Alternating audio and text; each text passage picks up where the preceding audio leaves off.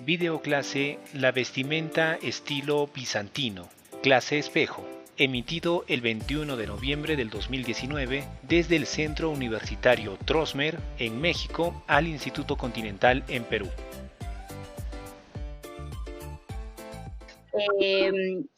Volvió bueno, llega a la ciudad, la renombra y es que se llama Constantinopla, ¿no? Bueno, como les decía yo que era un lugar muy importante para el comercio, pues de las cosas que más se comercializaban en este lugar era la seda, y llegaba, bueno, a la ciudad importada de Asia por parte de la ruta de la seda, y pues más por tierra era parte de la ruta que tenía el imperio persa. Entonces no solamente llegaba seda, también llegaban perfumes, especias y otro tipo de cosas desde el continente asiático. También había muchísimas obras de arte, las vestiduras de los sacerdotes eran también de cera, el papiro, la porcelana, artículos de cristal, el incienso y perfumes que también se comercializaban con Europa Occidental, con todo lo que era el Valle de Indo y toda esa zona. Constantinopla era el puerto principal que exportaba todo ese tipo de productos para las iglesias y los sacerdotes.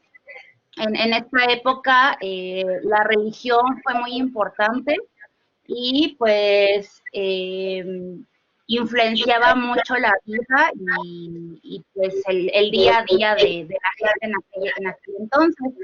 Algo muy importante también que surgió en esta época fueron los bazares, no tal como los conocemos ahora y no sé cómo se les llame allá en Perú, pero bueno, por ejemplo, acá en México el bazar sigue siendo un lugar en donde va gente pues obviamente a comercializar y a vender, pero pues son productos varios, ¿no? No tiene que ser específicamente, por ejemplo, un bazar de verduras o de ropa, puede uno encontrar ropa, productos del cuidado para la piel, productos para las mascotas, comida, algo así eran los bazares también, ¿no? Se vendían especias, se vendían telas, se vendía ganado, se vendía de todo, ¿no?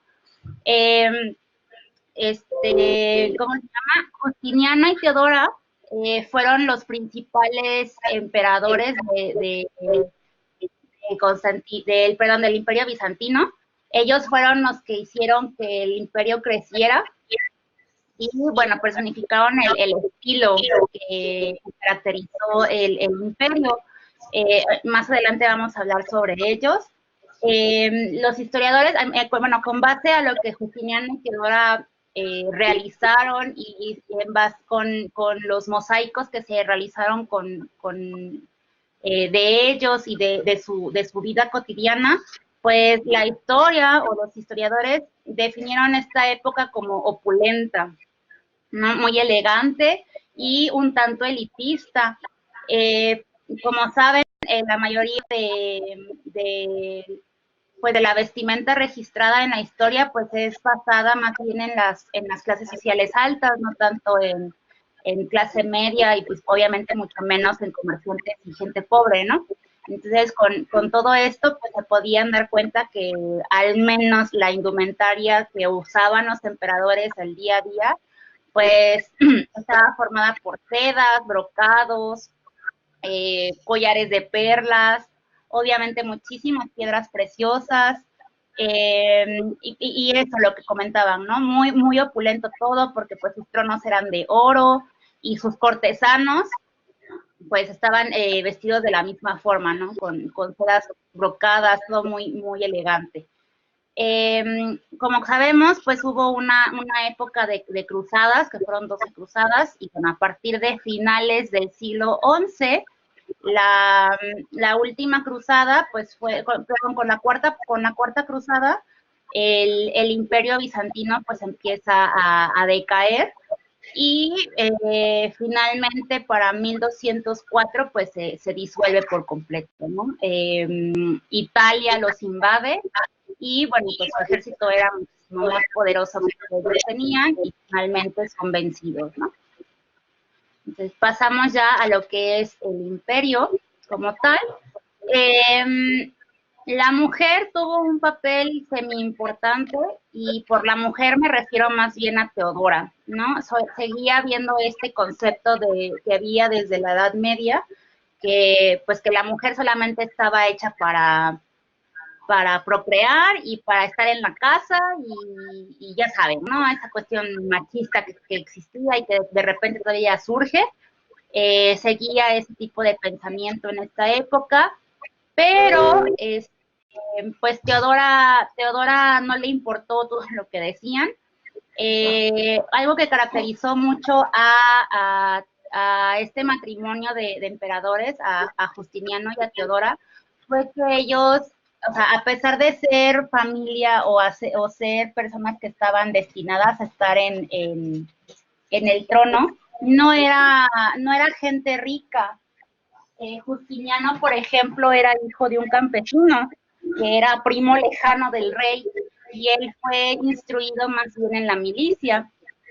Y Teodora era igual, una prima lejana del emperador, y pues a pesar de que tenían su cierta riqueza, pues no tenían como una línea directa al trono, ¿no? Simplemente fue que la gente fue falleciendo, gente fue declinando el trono, y pues fue así como ellos terminaron llegando a reinar, ¿no? Pero pues Teodora colaboró mucho con su esposo, con Justiniano, en la cuestión de la administración del imperio. Ella era una señora muy inteligente, bueno, como dice ahí, infundía respeto y ejercía un enorme poder. En aquel entonces no estaba permitido que las mujeres entraran a esta especie de cónclaves, a lo que era el Senado, pero pues a ella no le importaba. Ella decía que era la emperatriz y que le tenía que estar atenta de lo que se hacía para su pueblo,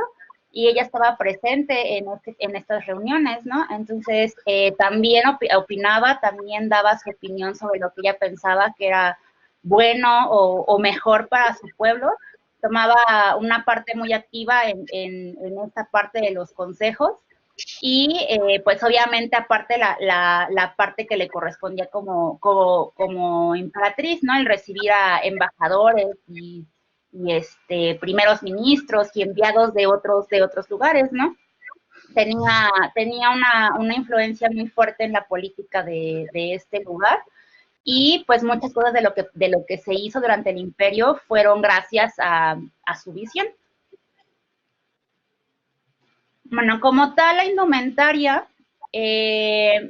pues el Imperio Bizantino se refiere como una mezcla de los estilos griegos y romanos con la suntuosidad asiática y oriental, porque, pues, bueno, todo viene siendo una evolución de todo lo que viene atrás, pero con la ventaja de que el Imperio Bizantino pues estaba conectado directamente con la ruta de la seda, entonces tenían acceso a telas que en otras épocas no hubo. Entonces, pues como pueden ver en la imagen, sigue siendo todo muy fluido, o ceñido a la cintura, pero con caída, los pliegues como en el estilo romano o griego, pero pues en aquella época solamente usaban el algodón o el lino en colores sólidos o en colores crudos, y bueno, pues en esta época ya podían hacerlo de una forma, ocupar seda brocada o bordada, ¿no? Ya con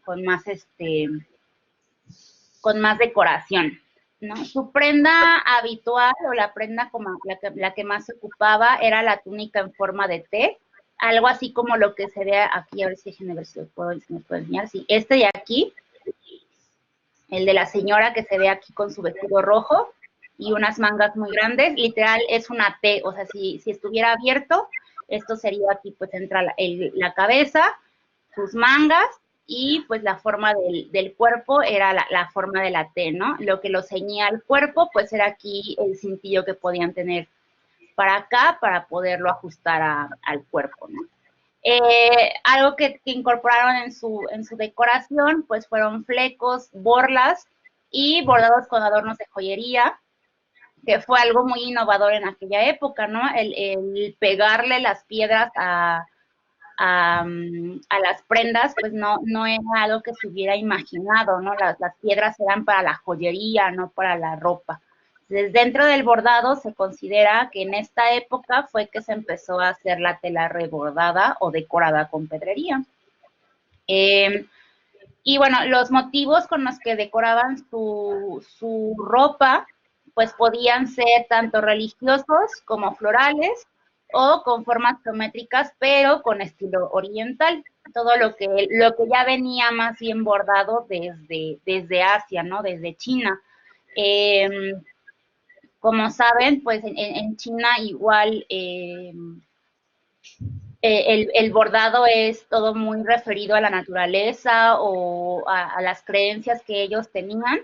Entonces, pues no precisamente tenían cuestiones, aspectos religiosos en sus bordados, más bien eran como representaciones de sus dioses o interpretaciones que ellos tenían acorde pues a las corrientes que había, ¿no? Porque, por ejemplo, durante el confucianismo hubo ciertas corrientes en los bordados, la gente que protestaba o que no estaba de acuerdo con el confucianismo usaba otro tipo de telas, o se amarraban sus prendas de una forma distinta. Entonces, bueno, todo eso se veía reflejado también en las telas que ellos exportaban. Bueno, la vestimenta en esta época era indicativa de la prominencia del rango social. Obviamente, pues si eras pobre, no tenías acceso pues a una seda bordada o a un bordado de oro, ¿no? Era totalmente acceso a gente que podía tener el poder adquisitivo para tener ese tipo de telas, de prendas. Y bueno, el protocolo prescribía para cada ocasión todos los detalles de la indumentaria del emperador, el vestido, la corona y las joyas y su corte real. Todo esto quedó escrito en un concilio, en el concilio de Nicea, en el que el emperador Constantino, el que nombró Constantinopla como capital, él fue el que dijo cómo tenía que ser el atuendo que tenía que ocupar el emperador para, por ejemplo, su coronación, o cuando iba a recibir a alguien importante, algún enviado, algún cónsul, algún primer ministro de algún otro lugar, cómo tenía que vestir si iba a ir a algún evento religioso, y los colores. El color púrpura seguía siendo el color elegido para la realeza.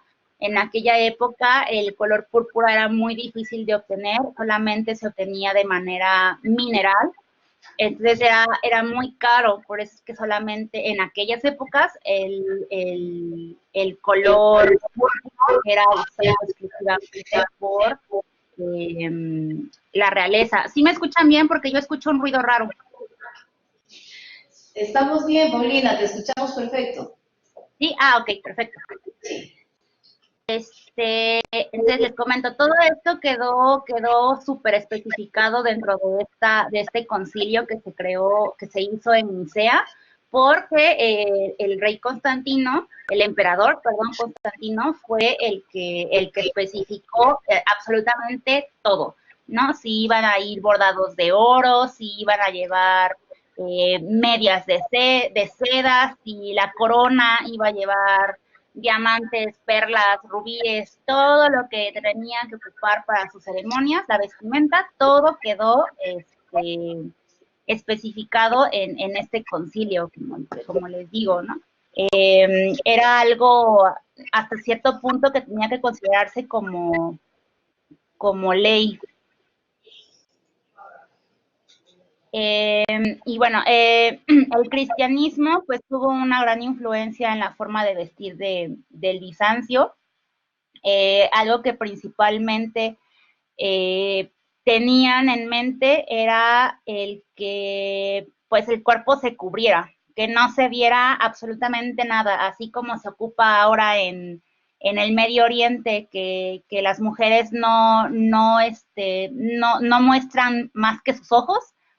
no llegaron a tal extremo, pero tanto hombres como mujeres, a pesar de que su tejido o el textil con el que se vestían era muy opulento, pues no mostraban las curvas del cuerpo ni la forma del cuerpo, ¿no? Se dice que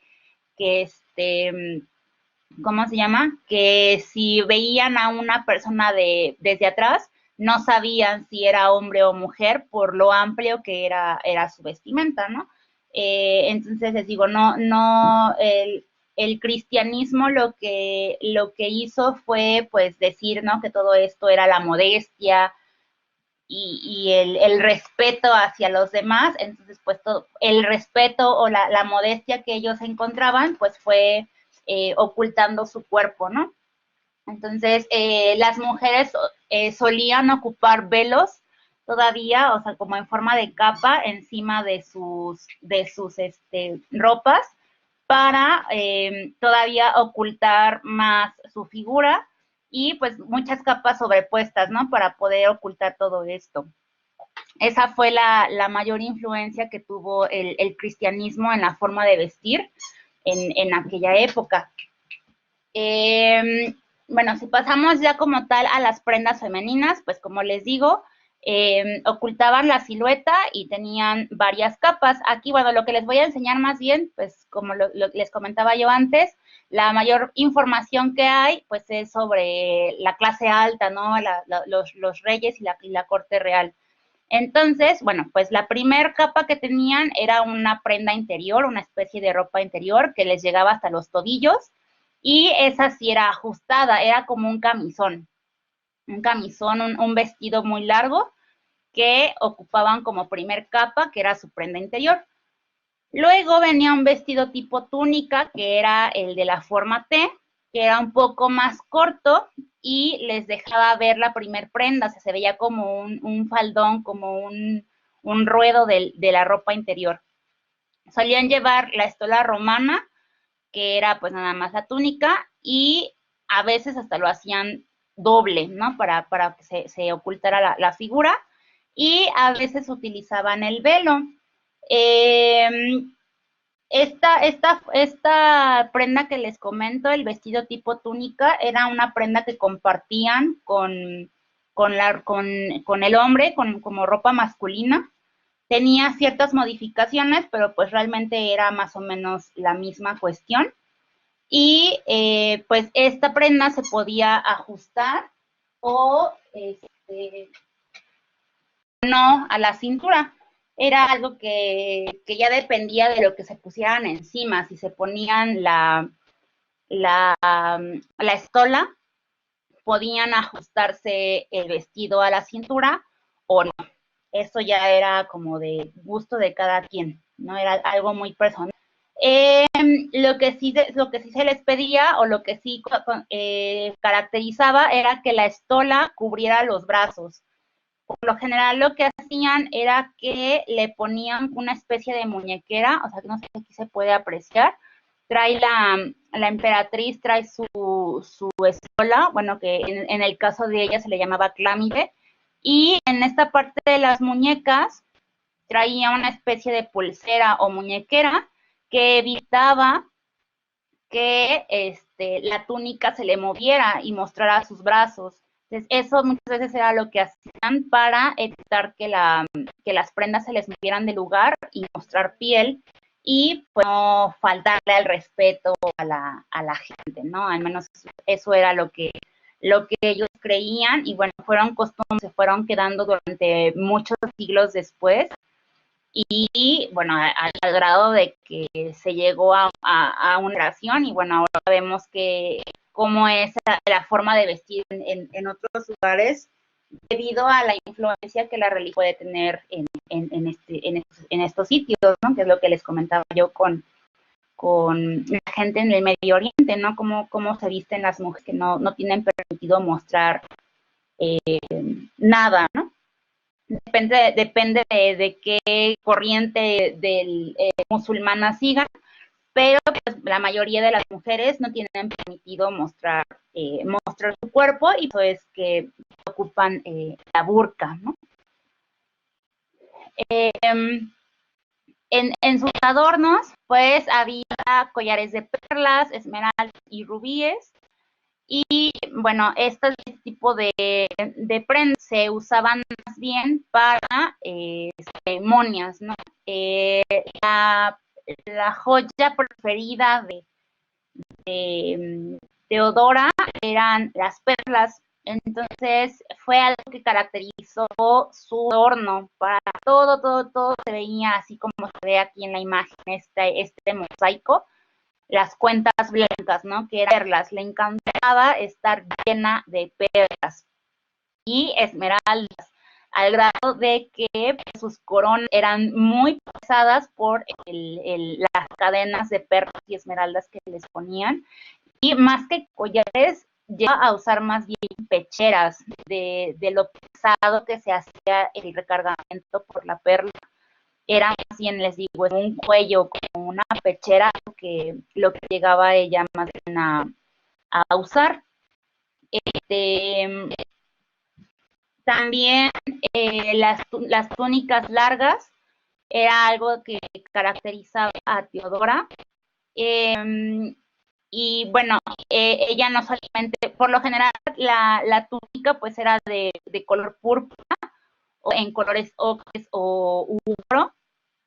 No era tan común que la túnica estuviera adornada o bordada, pero pues, Teodora, al ser la emperatriz, ella llevaba el tipo de prendas de esta forma, y fue algo muy característico de ella, que se quedó incluso hasta después del Imperio Ruso. Conforme evolucionando y pasando el tiempo, las épocas, lo último que nosotros conocemos de, por ejemplo, el Imperio Ruso fue pues el imperio con los zares. Toda esta vestimenta está muy influenciada en el Imperio Bizantino, ¿no?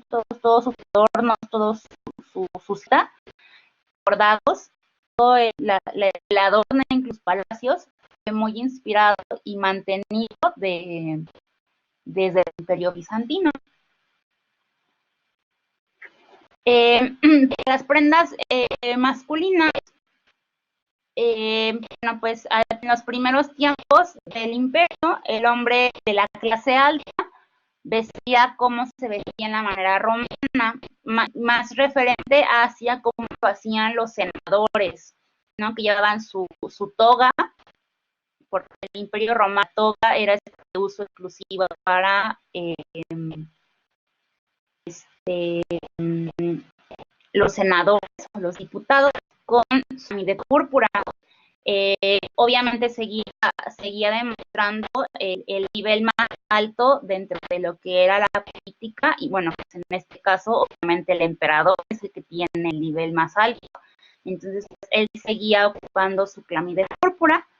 De la misma forma que la mujer lleva su primer capa, que era la ropa interior, que era lo mismo, una túnica blanca, podía llevar mangas largas, ajustadas o sin mangas. Al hombre no obligatorio que llegue hasta el tobillo, podía llegar a la rodilla nada más. También la podían ocupar hasta los tobillos, pero pues no era algo obligatorio como en la mujer, porque la mujer tenía que verse un poco ropa interior por debajo de la túnica. Encima de esto llevaba la dalmática, era el mismo nombre y la misma prenda que se ocupaba en Roma, que era la túnica con mangas largas y anchas, y a veces sustituía la primera túnica, no siempre, pero pues a veces, ¿cómo se llama? Lo hacía, ¿no? El nombre de la dalmática venía de el color que tenía, era una combinación de color rojo con dorado, y pues debe tener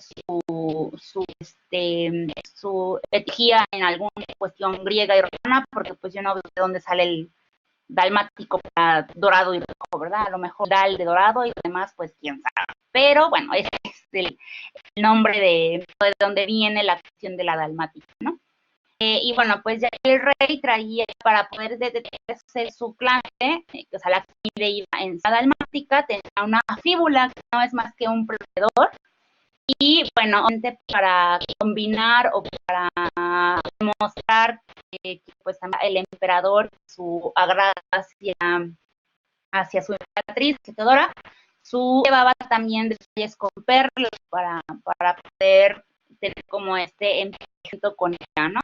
Sus prendedores, por lo general, eran de rubíes o esmeraldas, enmarcadas y decoradas con perlas. Y solamente él ocupaba la perla en forma de era o de gota, junto con Teodora. Las demás personas tenían permitido, o sea, la gente en corte sí tenía permitido usar perlas, pero pues perla redonda, no en forma de gota, exclusivos para los emperadores. Bueno, hasta el siglo VI después de Cristo, la mayoría de los bizantinos vestían con todo, o sea, la gente, los ciudadanos, ¿no? Pero pues más adelante se quedó el uso solamente para los cónsules, para la gente de la corte real y ¿cómo se llama? Para el emperador y la emperatriz, obviamente, ¿no? El emperador pues ocupaba sus bordados, sus túnicas con oro y ocupaba botas, no como tal era un zapato, era una bota de caña alta, o se le arribaba debajo de la rodilla, y las calzas, que es lo que se les llaman, eran pues como medias de seda, que llegaban hasta el muslo, no medias completas, llegaban hasta el muslo, y esto era lo que ocupaban pues como una especie de calceta, ¿no? O de calcetín, para poder ocupar las botas. Los hombres de clase media llevaban la túnica, que fue lo que dio después de toga a túnica, y los sacerdotes y la nobleza llevaban un palio, que era exactamente el mismo estilo que se ocupaba en Roma, que era la tira de tejido muy ancha y que iba decorada, pero que pues que nada más iban enrollando el cuerpo, ¿no? La josa o el braco eran los pantalones. Bueno, la josa eran mallas o de lana o de otro tejido, y el braco era el bombacho, ¿no? Muy grande, que se ocupaba más bien para cabalgar. Y bueno, los obreros usaban bombacho, eran los bracos como ya muy toscos, ¿no? Que no tenían ninguna forma, que simple y sencillamente era la tela envuelta en el cuerpo de la persona, ¿no? Aquí, por ejemplo, lo que tenemos es un ejemplo de clamidecondien. Por lo general, tenían pues que ser decorados o bordados con alguna escena, pues aquí por lo que ven son errores, podía ser una imagen religiosa o podía ser algo respectivo con la naturaleza, pero pues eran por lo general adornados, bordados, rebordados mucho, y pues se volvían sencillamente un círculo que se ve aquí, estos cuadritos aquí, era donde, o sea, aquí tenían su espalda y aquí ponían los brazos, y con las fíbulas o los prendedores ya estos ajustaban a los ojos para poder ocuparlo, y ya les quedaba una especie de caperuza. Bueno, los tejidos fueron variados en la época del Bizancio.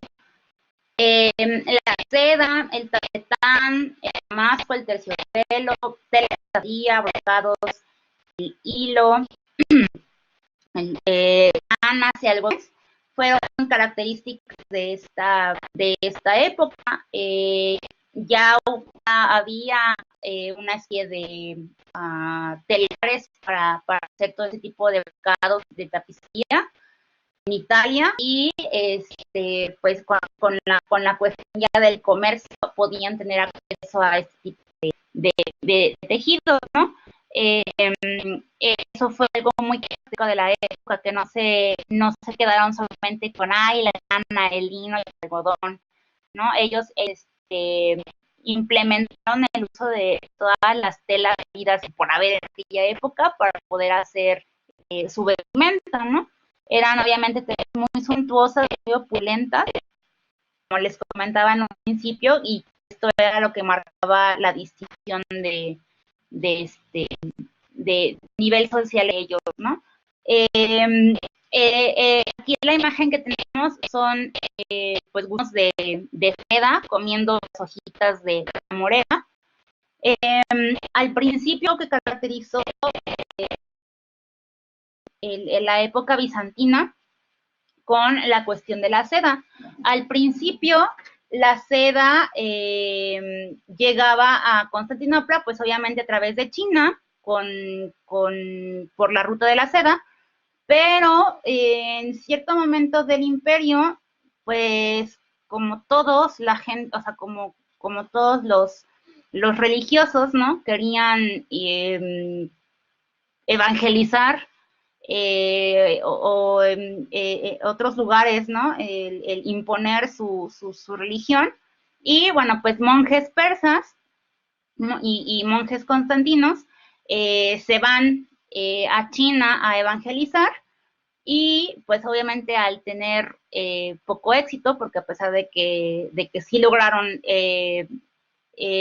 infundir el cristianismo, pues no tuvo tanto éxito como en el resto de Europa, pues regresan, ¿no? Regresan a sus lugares, pero se llevan de contrabando en unos tubitos de bambú, en unas ramitas huecas de bambú, se llevan gusanitos de seda con semillas del árbol y con hojas, porque pues ellos pensaban plantar estas semillas en la zona donde ellos estaban y pues crear seda, ¿no? ¿Cuál fue su sorpresa? Que pues que obviamente las cuestiones climáticas no eran las mismas en Constantinopla como eran en China, y la seda pues no era realmente seda, ¿no? Tenía un tacto más rígido.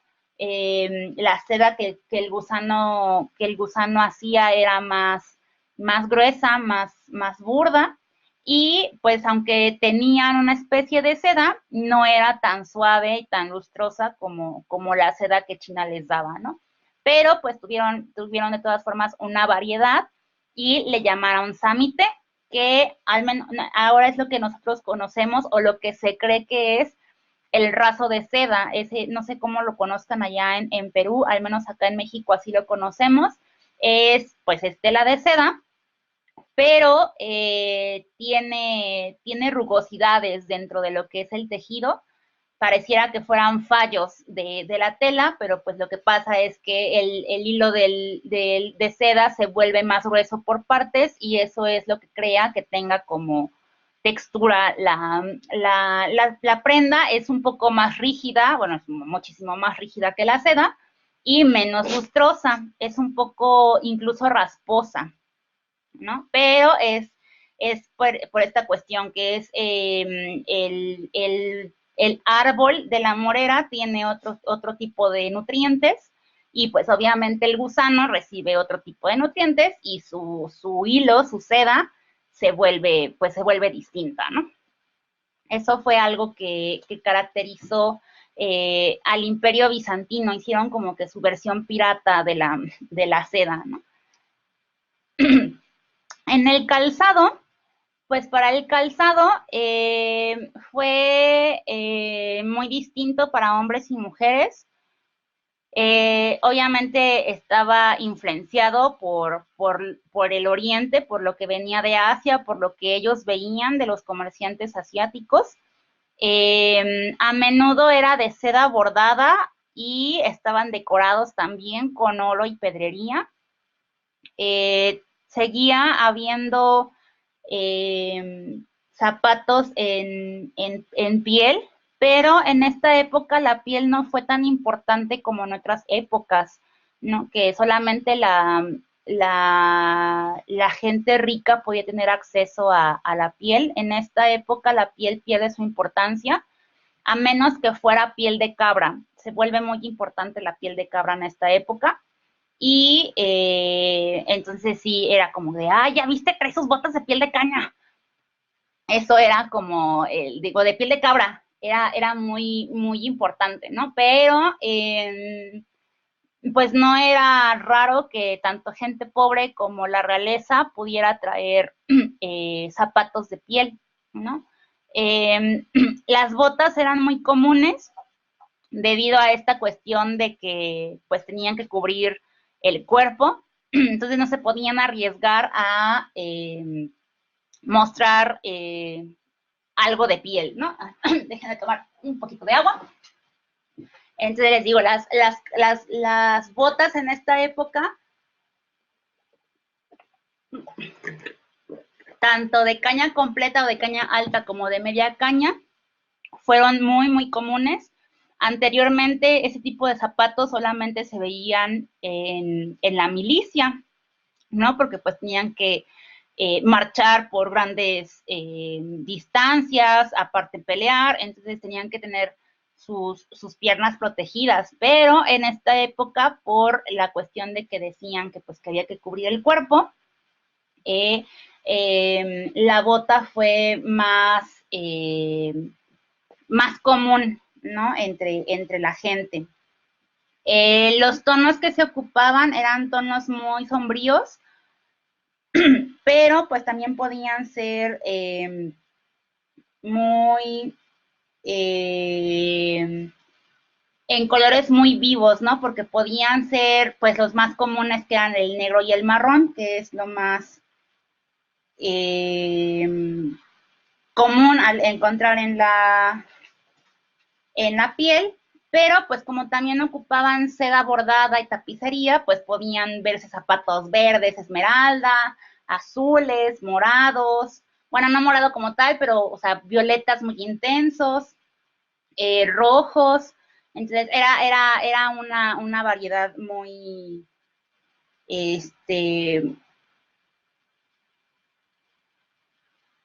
muy amplia, ¿no? En el aspecto de los colores que había en los zapatos, ¿no? Se dice o se cree que en la opulencia que los emperadores intentaban demostrar, pues que Teodora llegó a usar zapatos hechos completamente de oro, pero pues esto es solamente un mito, ¿no? Una creencia, nunca se encontraron este tipo de zapatos.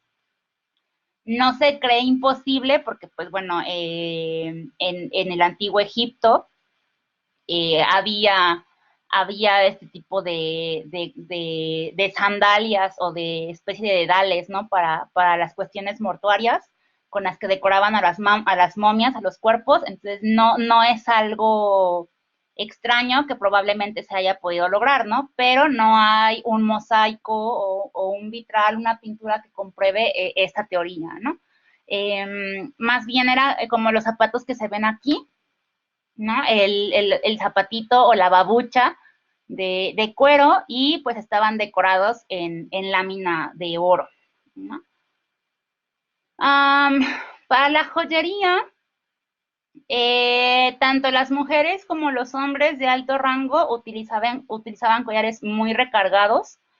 Algo que caracterizó el Bizancio pues fue la técnica con la que ellos trabajaban, y la filigrana fue algo muy importante en esta época.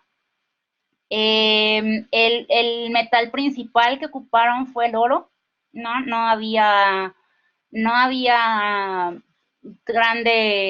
hubo grandes descubrimientos en joyería de plata, y pues mucho menos aleaciones.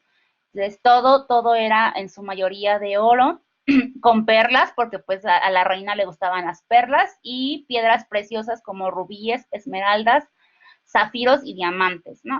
Si notan, pues el rubí, la esmeralda y el zafiro son joyas de colores muy intensos, que obviamente resaltan mucho con el oro, ¿no? Entonces, el chiste era esto, ¿no? El demostrar el poder adquisitivo que tenían. Y bueno, para la gente pobre o para la gente que no tenía acceso a este tipo de joyas o piedras, los bizantinos idearon técnicas para la producción de cristal de colores. Entonces, por eso fue que en esta época también empezaron a hacerse los vitrales. Ellos encontraron la forma de hacer vidrio con color y pues imitar pues obviamente tratar de imitar las piedras preciosas, ¿no?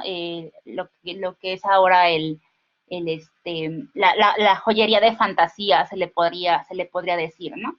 Y bueno, entre este tipo de cosas que pudieron demostrar o hacer, pues se dieron cuenta que también les servía para hacer decoraciones en las iglesias, y por eso fue que el vitral, el arte del vitral empezó a surgir en esta época, ¿no? Ahora sí que por cuestiones de querer traer ahí una joyita extra, ellos encontraron otro tipo de cosas con las que podían decorar su joyería, ¿no? Bueno, para cuestiones de belleza y cuidados, tenían todavía la costumbre de ir a las termas, igual que en la época romana. Consideraban que el aseo era muy importante, que tenía una influencia muy importante en su salud y en su bienestar. Fue la última civilización que tenía esta idea, que se bañaban, que se cuidaban, se aseaban constantemente, ¿no?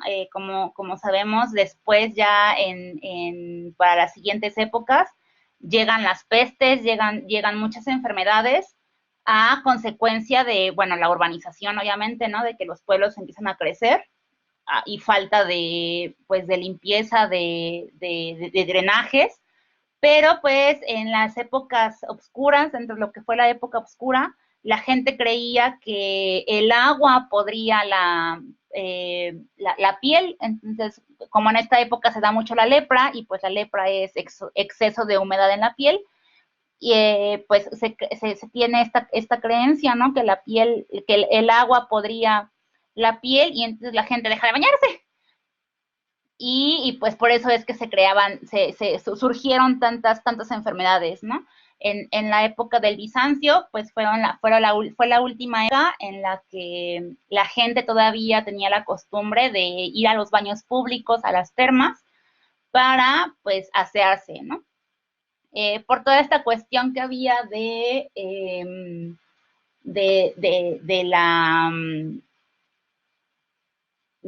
la humildad, pues realmente no tenían tanto interés en los productos cosméticos como en otras épocas, ¿no? Sabemos que desde épocas antiguas las mujeres trataban de blanquearse la piel con productos que contenían plomo, que eventualmente las llevaba a la muerte o a intoxicaciones muy grandes. El col, ¿no? En Egipto, la henna para el maquillaje fue muy importante, el carmín, pero en esta época la verdad es que las mujeres no tenían tanto interés por los productos cosméticos, por la cuestión esta que decía la religión, que había que ser más humildes y más naturales, ¿no? Tuvieron importantes aportaciones a la perfumería, porque anteriormente, aunque sí se hacían perfumes, pues más bien eran esencias. Ay, perdón. No mantenían como su olor por mucho tiempo en el cuerpo. Entonces, en esta época encontraron los fijadores. No les voy a decir cuáles son los fijadores si no lo saben, porque entonces van a querer dejar de usar perfume.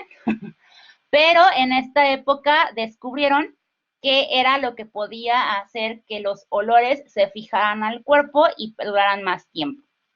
Entonces fue eso la aportación más importante que dio el Imperio Bizantino en la cuestión de, pues, la perfumería, ¿no? Y bueno, Finalmente, ya para terminar, tenemos sombreros y tocados. En todas las épocas tuvieron pues también mucho adorno en la cabeza, en cómo estilar el cabello. Y bueno, antes del siglo XII, en los bizantinos no era habitual el uso del sombrero. Fue hasta después que se implementa esta cuestión. No hay un registro del por qué o qué evento, tal vez climático, pudo haber ocurrido para que hubiera este cambio. Anteriormente lo único que se ocupaban eran ínfulas o telas. La ínfula como tal en esta época era una cinta de lana blanca anudada a la cabeza. Muchas veces se trenzaba o se torcía antes de enredarse a la cabeza para dar como esta forma, como la que se ve aquí al principio, esta forma, que pareciera que se vieran como abombados, como nudos, ¿no? Y bueno, se cree que los tocados bizantinos con incrustaciones de perlas fueron la inspiración de los vestidos medievales con perlas cosidas. Bueno, me imagino que próximamente ustedes verán la Edad Media. Algo que caracterizó mucho esta época fue, aparte del volumen, el que dentro de la tela colchada, en medio de cada rombo o de cada unión de costuras, llevaban bordada una perla, ¿no? No se veía tan recargado como se veía aquí en el bizantino, ¿no? Como se puede apreciar aquí en este tipo de pecheras. Las joyas, ¿no? Las piedras preciosas enmarcadas en perlas, o por ejemplo este collar de aquí, o estas cadenas completamente llenas de perlas. No fue en la Edad Media ya tan recargado, pero pues se cree que fue como la evolución que hubo de una época a otra, ¿no? Realmente, si se dan cuenta, pues todo era cuestiones de cubrir la cabeza, son mantas, o el cabello trenzado pero cubierto con joyería, siguiendo esta cuestión de pues ocultar el cuerpo, ¿no? De no mostrar de más, pero pues demostrando cuánto billullo hay, cuánto dinero había, ¿no? Entonces, pues de mi parte, esto para ese tema, para el Bizancio. Ahora sí que para resumir, pues como se dieron cuenta, todo fue muy opulento. Fue de las últimas épocas en las que, o sea, como que de todavía que abarcó parte del antes de Cristo o de principios del después de Cristo, que había mucho poder adquisitivo todavía, que empezó esta cuestión de demostrar qué tanto dinero tenías, y que fue hasta cierto punto excesivo para pues lo recatado y lo simple que fueron las modas anteriores, ¿no? Por ejemplo, en el Imperio Romano, en Grecia, en Egipto, ¿no? Que realmente no había bordados, no había colores. El bizantino en aquella época fue súper excesivo, ya no se hable del barroco y el rococó después, pero en las primeras épocas, pues sí fue como la primer demostración que hubo de ostenticidad y opulencia dentro de lo que fue la sociedad. No sé si habrá preguntas, dudas, comentarios, opiniones. Bien, gracias, Paulina. Las chicas atentamente han estado escuchando tu exposición, aparte de que han tomado nota para hacer el cuadrito de síntesis. Mira, te comento, Okay. Ellas van desarrollando sus preguntas. Aquí en Huancayo tenemos una fiesta costumbrista llamada de Santiago, y ese bordado... ¿Una fiesta qué, perdón? ¿Cómo? ¿Una fiesta qué, perdón? Costumbrista, le llamamos una fiesta popular, ¿no? Y en Okay. esta fiesta, pues, se lleva la falda bordada, muy similar a la técnica que usaron al bordado de los bizantinos, del Bizancio. Y pues hay unos bordados de 30 centímetros, 40 centímetros, donde todavía queda esta técnica y ahora pues también le aplican pedrería a este bordado, ¿no? Luego, otra cosa que ha quedado por acá es en los cardenales. Los cardenales de la Iglesia Católica nuestra, pues supongo que igual ella usan algunas chalinas, algunos marcos que todavía conservan esos bordados. Entonces, bueno, eso para comentarte de nuestras costumbres, ¿no?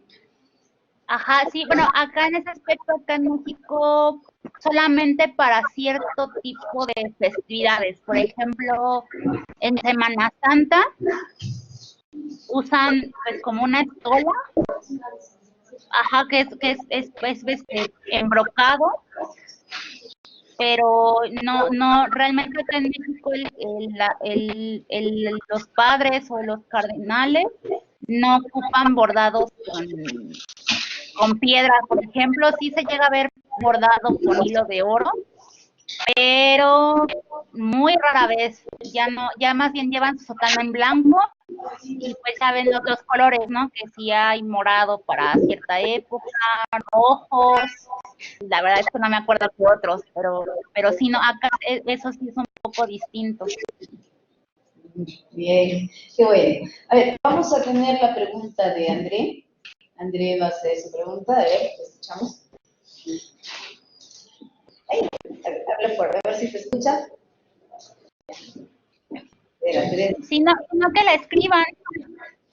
No, viene a hablarte ya. Buenos días, Miss Barbie. Buenos días.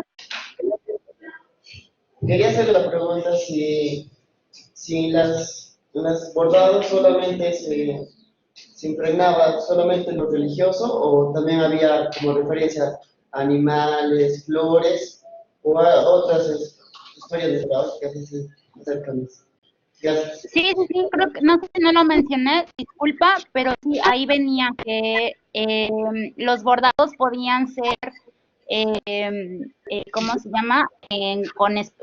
Con inspiración religiosa o de la naturaleza o florales. Mira, aquí están los motivos bordados, podían ser tanto religiosos como florales o con formas geométricas de estilo oriental. Esto se debía a que como tenía la seda importada, hay muchas sedas importadas desde el oriente, desde Asia, pues obviamente ese tipo de cosas ya no las podían ellos modificar, pues de todas formas así lo usaban. Bien, ya. Gracias, te dice Andrea. A ver, Giselle, se nos hace su pregunta. A ver, pregunta de ahí fuerte, a ver si te escucha la Miss, entonces. Buenos días, mire, quería saber qué colores utilizaron en el periodo bizantino y de dónde lo obtenían. ¿Se escuchó? Sí. ¿Qué colores usaban y qué, perdón? ¿Qué colores y de qué obtenían esos tintes? ¿Cómo obtenían el color para las telas? Bueno, los colores principales, como les mencioné, pues para la realeza era el morado, ¿no? El morado se obtenía anteriormente puede ser de forma mineral o de forma animal. Acá, no sé, allá en Perú, aquí en México el púrpura se obtiene por medio de una cochinilla que haga los nopales, lo cual es una especie de cactus. Pone a secar la cochinilla y toma un tono blanquito, moradoso. Cuando se muele y se moja, tiñe la tela de color morado. Esto es hacia la zona de Elis, en Oaxaca. En la época de los aztecas, el color morado se obtenía de un caracol, hay un caracol en el mar que donde la posa, o sea, el animalito con el que camina el caracol, cuando muere o cuando se seca o cuando abandona el caracol, el mineral que ellos tienen pinta la concha del caracol, igual se raspa y cuando se muele, tiñe. Con ese caracol es con el que antiguamente en muchos lugares se obtenía el color morado, entonces era muy complicado poder encontrar y poderlo lograr, aparte era una cantidad muy chiquita lo que se lograba, entonces por eso el color morado era tan caro en aquella época. Los otros colores que se ocupaban eran el rojo, el verde, el amarillo, que más bien era como ocre, y el azul. Estos tipos de colores se tenían ya más bien de forma vegetal. El azul siempre se ocupó en su mayoría de forma vegetal, con tinto, con otro tipo de flores. El color rojo es también mineral. Como de rojo se quiere, puede ser mineral, con la receta, o puede ser vegetal, moliendo ciertas flores. O sea, hay gente en que se macha la tintura de fluoroxida y se ven un rojito. Y el color verde, por lo general, también tiene toda la clorofila. Este tipo de test siempre habrá excepciones cuando sean colores sintéticos, siempre han sido colores de la misma forma. Depende de la zona, son flores distintas, ¿no? O plantas distintas, pero por lo general siempre se tienen de vegetal. Paulina dice, algunas partes se te ha escuchado entrecortado, tal vez hay algo en el micrófono. Ya, ¿a mí me escuchas bien? Sí. Ah, qué bueno. Te comento, acá nosotros tenemos la Cochinilla, que es un lugar son unos musgos que crecen alrededor de la tuna. Y ustedes también allá tienen tuna. ¿De la sé qué, si perdón? Cochinilla se llama aquí, en la tuna. En la penca de la Ajá, tuna. sí, acá también se llama cochinilla. Creo que estamos teniendo problemas con el audio. Algo también entrecortados. Estamos entrecortados, no sé. Teníamos una última pregunta de Jenny. A ver cómo la escuchas. A ver, Jenny. Mis buenos días. Mi pregunta es sobre las mujeres que utilizaban el velo. ¿Eran solamente los del imperio o todos los de ciudadanía de bizantino?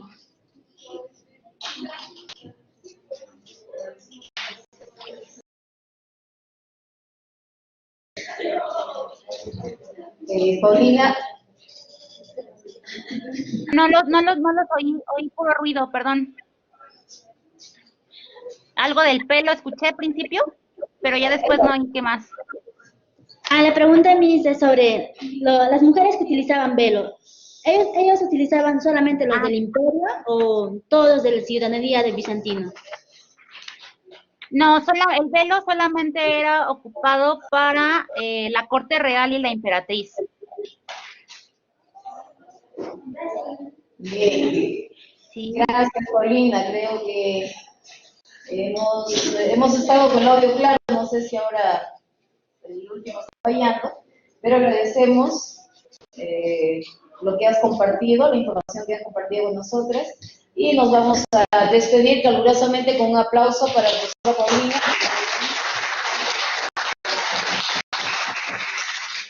Paulina, agradecida. Por nuestra parte nos vimos. Ok, pues muchas gracias. Todavía falta una clase más en diciembre.